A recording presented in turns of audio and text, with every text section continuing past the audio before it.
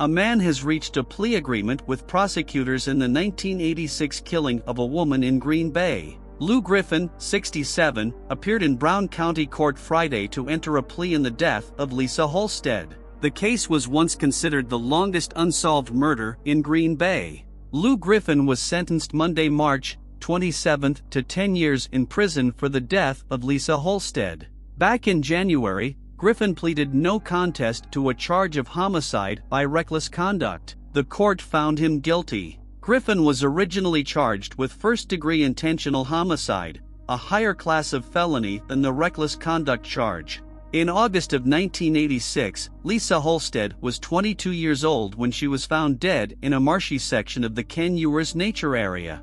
Halstead had been sexually assaulted and strangled.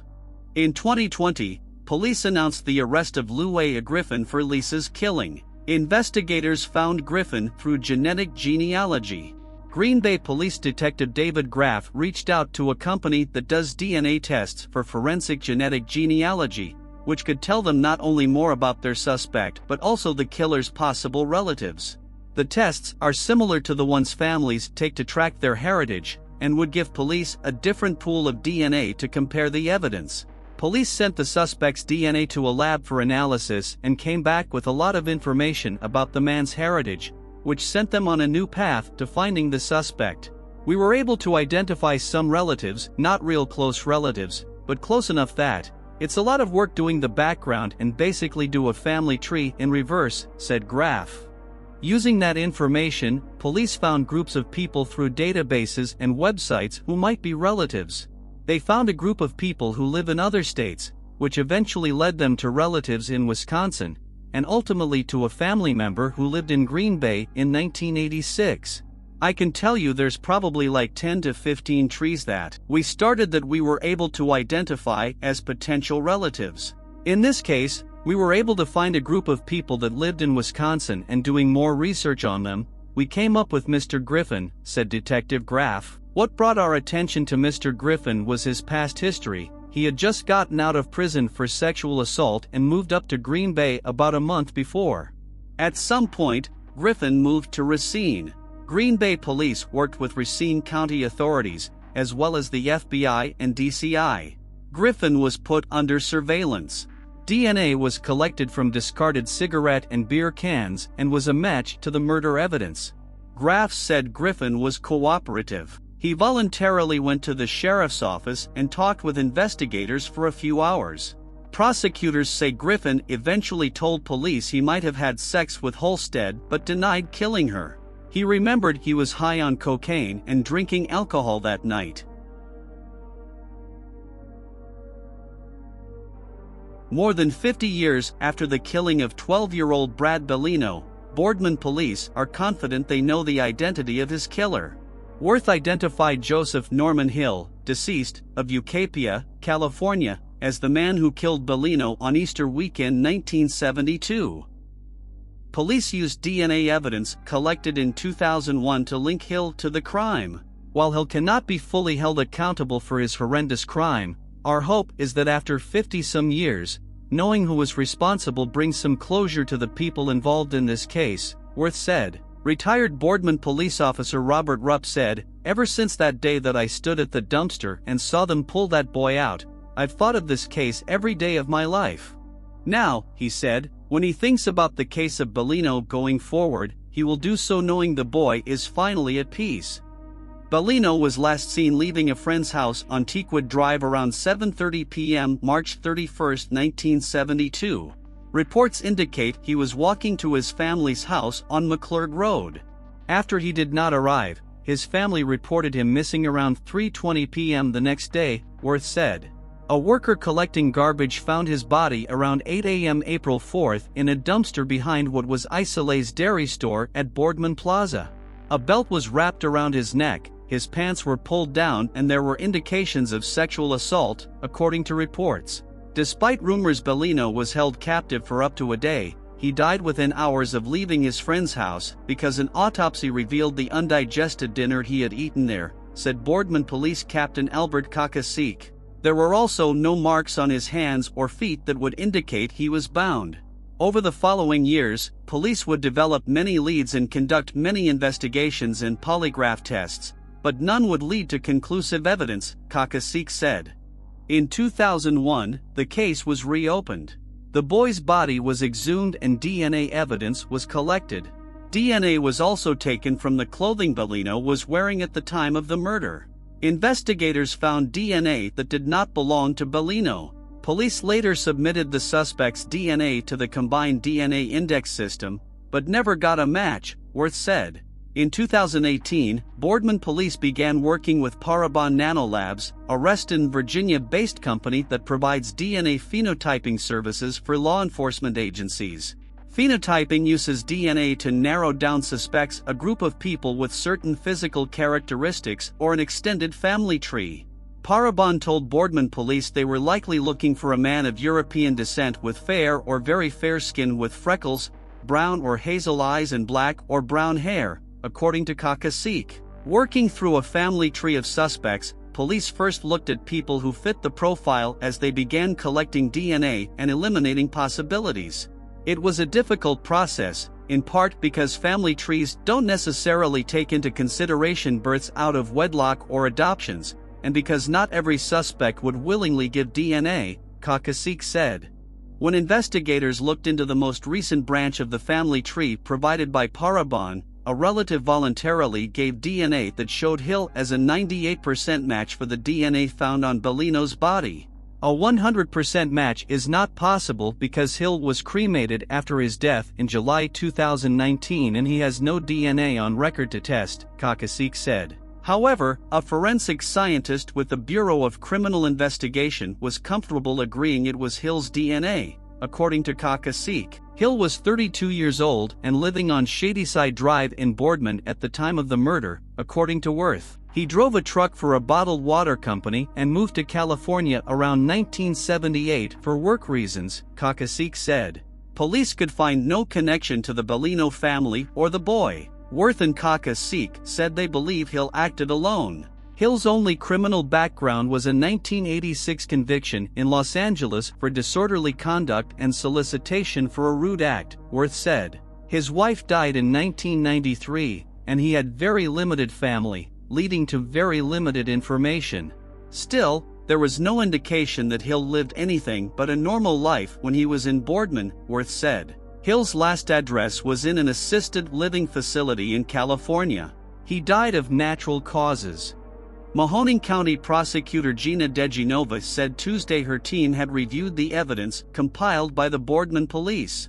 She said that, were Hill still alive, she would have been comfortable presenting it to a grand jury. 50 years a child is lost and I have children, I can't even imagine what it would be like, and what the family must have gone through having no closure for such a long time, DeGenova said. She praised the work of the Boardman police officers who didn't give up after half a century and who utilized technology as it improved. Worth said investigators over the years followed several hundred, if not thousands of leads, and thanked a number of officers who worked on the case, including Rupp, who was at the news conference, and former police chief Jack Nichols. Of Coldcases, Worth said, I can't say enough about his professionalism, initiative, diligence, and perseverance on this case.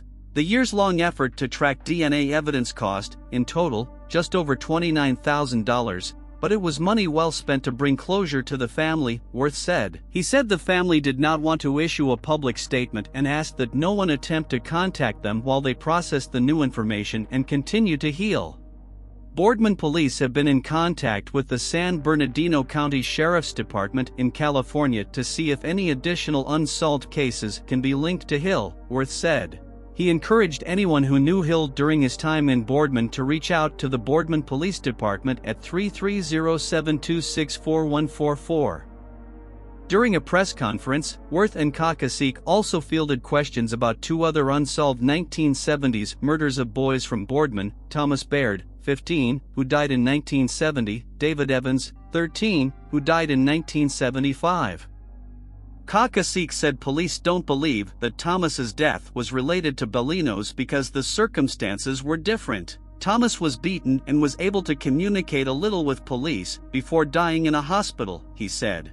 Worth said the department is currently revisiting Evans' case and that he could not comment on an open investigation.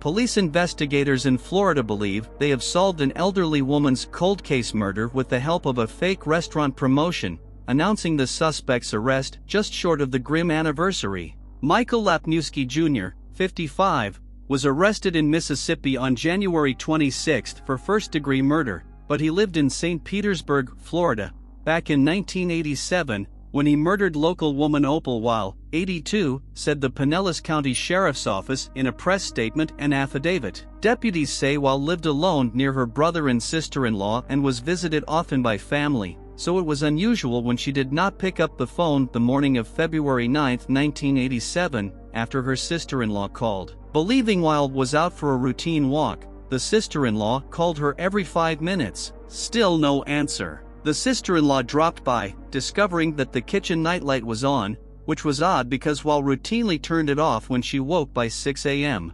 Then she found a window pane had been removed from a door leading to the Florida room. It was leaning against an exterior wall. Inside, the sister-in-law made the tragic discovery, Wild was unresponsive in a bedroom, with blood around her mouth, bruising to her face, and ligature marks on her neck, police said. Investigators said they discovered that a ground wire for the telephone line was cut, though it did not disrupt service. There were no fingerprints on the door window pane, but there were leather or cloth glove marks, authorities said. Scratch marks and pry marks were on the Florida room door near the latch. Investigators determined that several drawers appeared to have been hastily searched, boxes being partially left open. That included a jewelry box, left with the lid off and felt lining partially out of the box. Items, including Wild's wedding ring, were stolen, authorities said. Hairs from the person investigators believed to be the suspect were recovered from Wild's home. Though investigators managed to develop a partial DNA profile, they did not get a match until after cold case detectives in December 2020 asked the Florida Department of Law Enforcement and Parabon Nanolabs to test again. Authorities claim Parabon managed to track down 3 brothers as potential suspects. Detectives ruled out 2, including one who was deceased. That left Mississippi man Michael Lapniewski.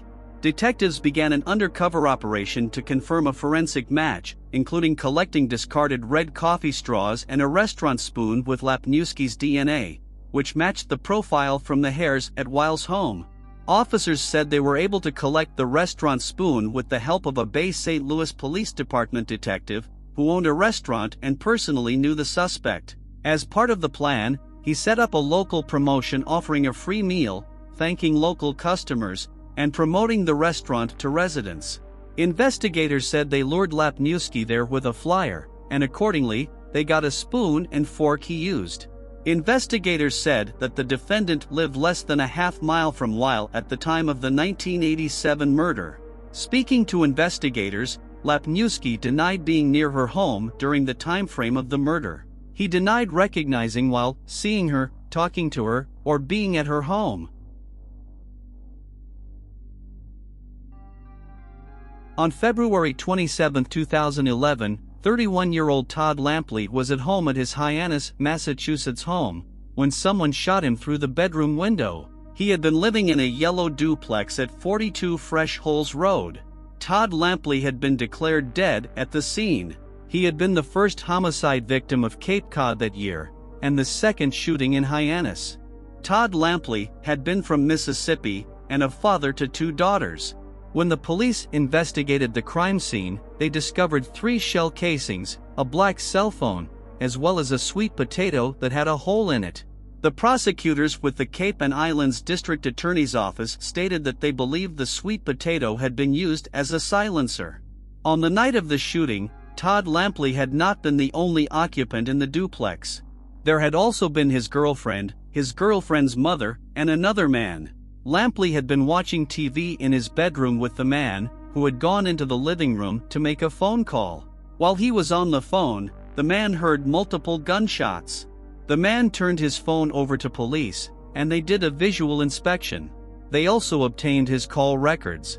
According to DA Yalumba, the phone records didn't match. There were multiple phone calls that were missing from the visual inspection that showed up in the phone records. There were multiple calls to Hampton, both incoming and outgoing calls, that occurred before and after Lampley's shooting. For 12 years, there were no charges laid in Todd Lampley's murder. However, on February 27, 2023, police arrested 40-year-old DeVaris Hampton from Mashpee in Lampley's murder. He made a court appearance in Barnstable District Court, charged with murder, assault, and battery with a deadly weapon. Hampton pleaded not guilty and was held without bail. The sweet potato, which had been found at the crime scene, was tested for DNA. The DNA sample was later determined to be a positive match for Hampton. There had been an episode of The Wire where a character used a sweet potato as a silencer. Once the episode aired, there had been a great deal of fans interested in the idea and wondering if it worked in real life. People filmed themselves using sweet potatoes as silencers and posted it on the internet to show others the effectiveness of the silencer method. The police had also found a cell phone at the crime scene that was registered under the name Marlo Stanfield, which was a character in The Wire. First Assistant DA Jessica Ilumba stated in court that there was other evidence to place Hampton at the crime scene the night of Lampley's murder. She didn't specify why it took 12 years to arrest him. The police were able to track Hampton's movements on the night of the murder because he had been wearing a GPS monitor from a different crime that he'd committed.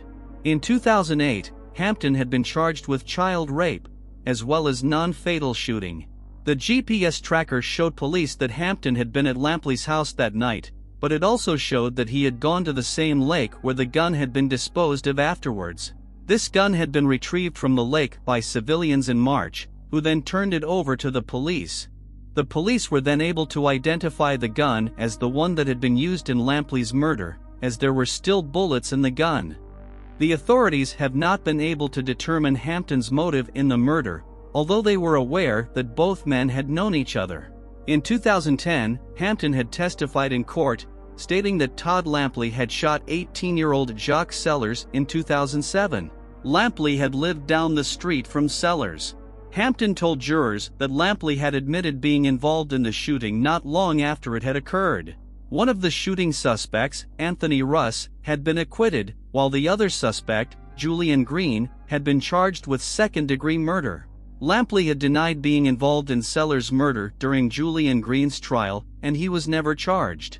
It was known that he'd been having issues with two of his neighbors, who lived in the same house where Sellers was shot. And the night of the shooting, police tracking dogs led officers to Lampley's house. Hampton's testimony had been described as jaw-dropping by an attorney, and it had contradicted Hampton's previous statements.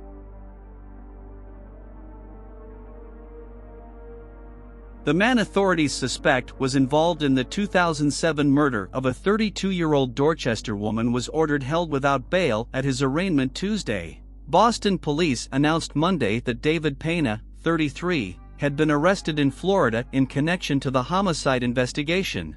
Members of the department's fugitive unit traveled to the Baker County Detention Center in McLeany, Florida on Saturday, for Pena's rendition to Massachusetts. Pena was wanted on an outstanding warrant out of Dorchester District Court on a murder charge in connection to the death of Felicia McGuire. Once back in Massachusetts, Pena was booked and officials learned he was also wanted on an outstanding warrant out of Suffolk Superior Court on charges of trafficking cocaine. McGuire was 32 years old when she disappeared in the area of Roxton Street in Dorchester on October 7, 2007, leaving behind her 11-year-old son. She was reported missing by her mother 10 days later. Prosecutors say Pena was McGuire's live-in boyfriend at the time of her disappearance. He had previously admitted to being involved in a physical confrontation with McGuire at their apartment, during which he said she stabbed him in the shoulder with a pair of scissors. He said he fled the apartment and went to his mother's house, and when he returned several days later McGuire was gone and her possessions had been removed.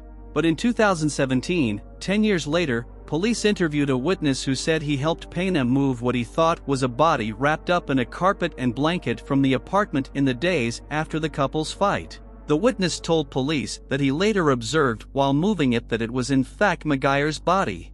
The wooded area where the body was disposed of has not yet been located, prosecutors said, but the witness they interviewed said they believed it was somewhere in the Boston area.